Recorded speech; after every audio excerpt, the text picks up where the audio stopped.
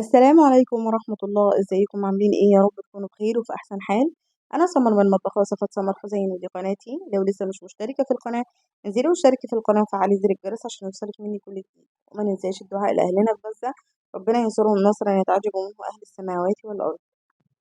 وصفتنا النهاردة هي أحلى فطير شرقي ممكن تجربيه بحشوة الفراخ، سهل جدا مش هياخد منك وقت وتحضيره سهل. يلا بينا كده نشوف طريقة. عندي 4 كوبايات من الدقيق، معلقة كبيرة من السكر، ومعلقة صغيرة من الملح. وهنا المية حسب نوع الدقيق، أنا هنا استخدمت 1.25 كوباية من المية. هنزل بالمية بالتدريج زي ما انتوا شايفين كده. وأهم حاجة في المعجنات سواء بخميرة أو بدون خميرة هي العجن الكويس. يعني كل ما بتخدمي العجينة بتديكي نتيجة تحفة، يعني كل ما بتشتغلي فيها كويس وتديها وقت في العجن بتديكي نتيجة أفضل.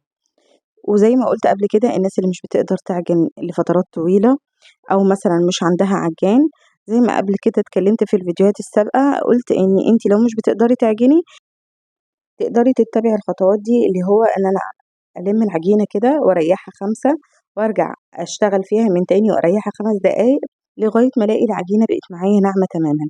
او ممكن اشتغل 10 دقايق متواصلين زي ما انا عملت كده. انا اشتغلت 10 دقايق متواصلين، بس بالنسبة لي ان انا كل ما بريحها وارجع اشتغل فيها تاني بيكون افضل والعجين بيبقى انعم بكتير. تمام. انا هنا في العجين استخدمت 2 معلقة كبار من الزيت اثناء ما انا بعجن. نيجي بقى لتحضير الحشو. عندي صدر فرخة كامل مقطعاه مكعبات، هنزل عليهم بمعلقة كبيرة من الزبدة وابتدي اقلبهم.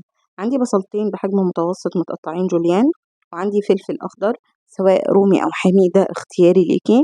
وافضل اقلبهم كده كويس لغاية ما الفراخ يستوي معايا كويس. تفضلي قلبي كده زي ما انتوا شايفين.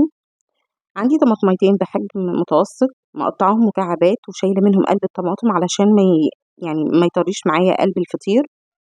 تمام. وعندي التوابل انا هكتبها لكم في صندوق الوصف، التوابل اللي انا استخدمتها. قلبي كده كويس وخلاص، هي كده تمام. انا مش عايزه الطماطم تنزل الميه، انا كده خلاص تمام. انا هقفل عليها النار وابتدي اول ما تبرد احشي بيها الفطير.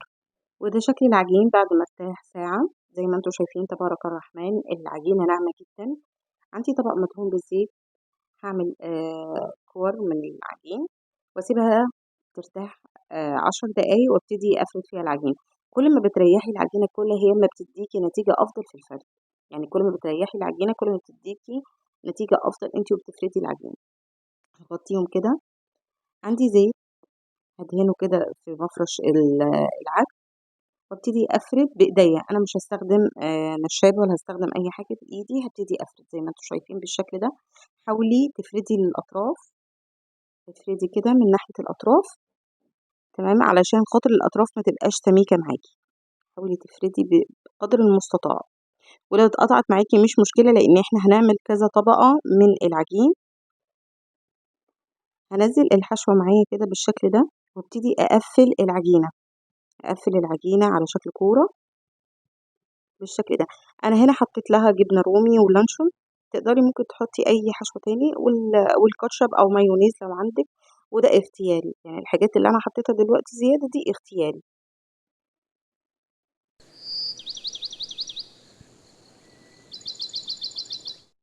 نبتدي كده نقفل العجينة. طبعا لسه في طبقتين تانيين انا هضيفها، انتي ممكن تضيفي طبقتين او ممكن تعمليها 3 طبقات زي ما انا عملت. اول فطيرة انا عملتها 3 طبقات، والفطيرة التانية انا عملتها طبقتين. يعني هي ال4 كوبايات دي عملت معايا 5 كور من العجين. فانا استخدمت 3 عملتهم فطيرة كبيرة، واستخدمت ال2 فطيرة متوسطة. ادي القطعة التانية اللي انا هبتدي افرد فيها بالشكل ده. زي ما قلت احنا بنفرد من الاطراف. اديني انا حطيت عليها كده الفطيرة التانية بالشكل ده شايفين، وبقفل. طبعا اصحاب الدايت خليكم بعيد، لان الفطيرة دي ما انصحكمش بيها طبعا، هتزودك من 4 ل5 كيلو صراحة. تمام. ادي الفطير. ممكن تستخدمي زبدة بدل الزيت اللي يريحك، بس احنا يعني حاجة في متناول الجميع. ودي اخر طبقة للفطير. تمام.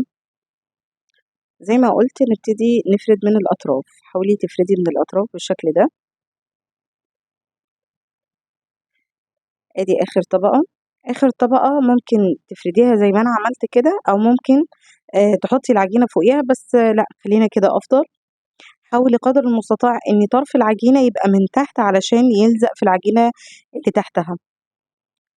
وافردي كده. أنا عندي استخدمت الطاسة بتاعتي دي مقاس 32، عملت معايا فطيرة مقاس 32 زي ما أنتم شايفين كده. حاولي تهزيها لمّا تكون أول ما تحسيها ابتدت تاخد لون من تحت حتى اللي تقلبيها، ما تقلبيهاش هي ولينة علشان خاطر ما تتقطعش معاكِ. أول ما وصلت معايا للمرحلة دي أنا قلبتها. طبعًا هافضل أقلّب فيها لحد ما توصل للون اللي أنتم شايفينه، ممكن لو أنتم حابينه أفضل من اللون ده شوية. أنا عندي واحدة لونها أحمر شوية، تمام، بس خلّوا بالكم يعني النار تكون متوسطة. شايفين مورقة؟ اللهم بارك. لو كنتِ وصلتِ معايا لنهاية الفيديو ما تنسيش اللايك والشير والاشتراك في القناة وتفعيل زر الجرس عشان يوصلِك مني كل جديد، وما ننساش الدعاء لأهلنا في غزة، ربنا ينصرهم نصرًا يتعجب منه أهل السماوات والأرض. سلام عليكم.